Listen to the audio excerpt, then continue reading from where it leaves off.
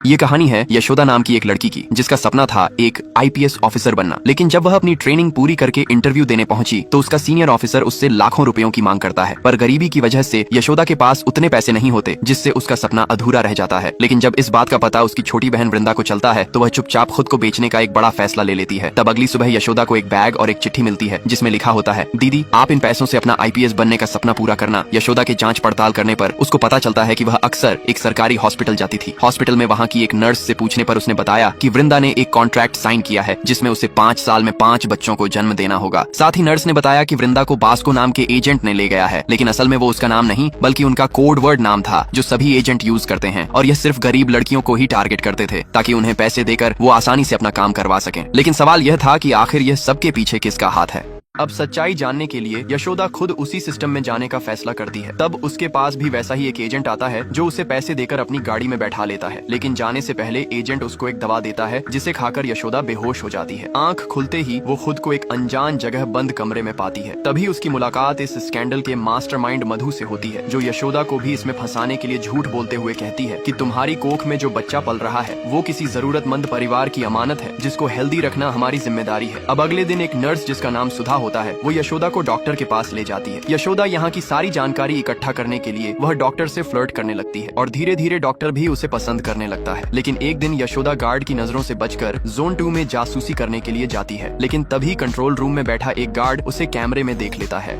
यशोदा सच्चाई जानने के लिए गार्ड की नजरों से बचकर जोन 2 में जाती है। तभी कंट्रोल रूम में बैठा एक गार्ड यशोदा को कैमरे में देख लेता है। गार्ड जैसे ही उसे पकड़ने आता है उतने में डॉक्टर गौतम भी वहाँ पहुँच जाता है और गौतम यशोदा से पूछता है, तुम यहाँ क्या कर रही हो? तो यशोदा झूठ बोलती है, मेरा बैग यहीं रह गया था, उसमें मेरी बहन की फोटो है। डॉक्टर उसे भरोसा दिलाता है कि बैग उसे पहुंचा दिया जाएगा। यशोदा को कोई और मौका नहीं मिलता और वह जोन 2 से बाहर निकल जाती है। अगले दिन हॉस्पिटल में प्रेग्नेंट लड़कियां एक दूसरे से बातें कर रही होती हैं कि वो किस मजबूरी में यहाँ आई थी। तभी एक लड़की काजल अचानक अपने पेट को पकड़कर चीखने लगती है। डॉक्टर उसे तुरंत जोन 2 के ऑपरेशन थिएटर में ले जाते हैं। काफी देर बीत जाने के बाद भी न काजल की खबर आती है और न कोई रिपोर्ट। सभी लड़कियां घबरा जाती हैं। तभी वहाँ पर मधु आती है जो कहती है कि काजल का बच्चा पेट में ही मर गया था और उसकी तबीयत बहुत बिगड़ गई, इसलिए हमने उसका इलाज करके उसके घर भिजवा दिया है। लेकिन क्या वाकई काजल को घर भेज दिया गया था?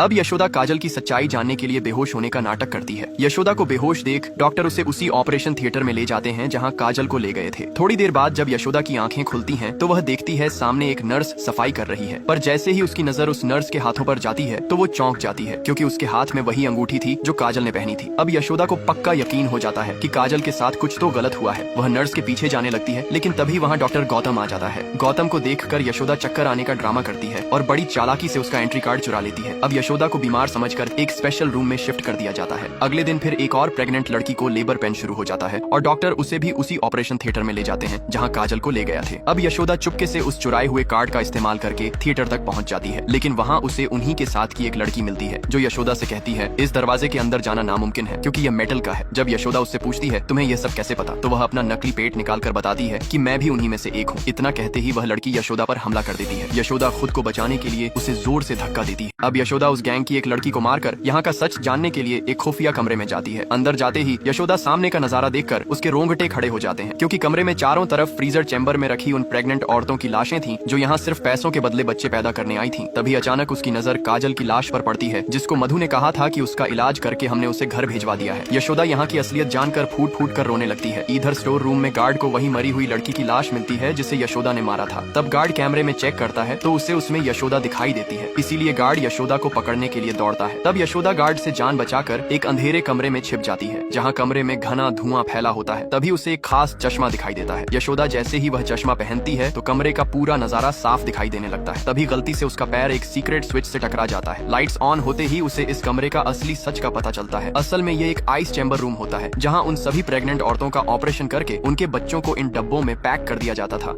डब्बों में पैक इतने सारे बच्चों की लाशें देखकर यशोदा की चीख निकल जाती है। तभी पीछे से गार्ड आकर उसे पकड़ लेता है और उसको घसीटकर एक कमरे में ले जाता है जहां वह यशोदा के साथ गलत काम करने की कोशिश करता है। लेकिन यशोदा एक जोरदार लात उसके प्राइवेट पार्ट पर मारकर उसकी हालत खराब कर देती है और उस कमरे से बाहर भागने की कोशिश करती है, लेकिन दरवाजा लॉक होता है। तब गार्ड उसका गला दबाकर उसे मारने की कोशिश करता है, पर तभी यशोदा बच्चे का डब्बा गार्ड के सिर पर दे मारती है और पट्टे से गार्ड का गला दबाकर उसको मार देती है। अब यशोदा कैमरे में मधु को देखती है और उसके रूम का पासवर्ड जान जाती है, और जैसे ही मधु बाहर जाती है तो यशोदा उसके कमरे में जाकर सबूत ढूंढने लगती है। लेकिन इतने में मधु वापस आ जाती है। तभी यशोदा पीछे से एक नुकीला चाकू उठाकर मधु की तरह करके गुस्से में पूछती है कि आखिर यहाँ तुम लोग उन मासूम नवजात बच्चों के साथ क्या कर रहे हो। मधु कुछ कह पाती उससे पहले ही गौतम कमरे में आ जाता है। यशोदा गौतम को देखकर तुरंत चाकू मधु की गर्दन पर रख देती है। तब गौतम मासूम बनने का नाटक करने लगता है और यशोदा से कहता है तुम्हारी तरह मुझे भी इसने कैद कर रखा है, इसलिए तुम इसे मार दो। गौतम बार बार यशोदा से मारने की बात करता है और तभी वह चालाकी से यशोदा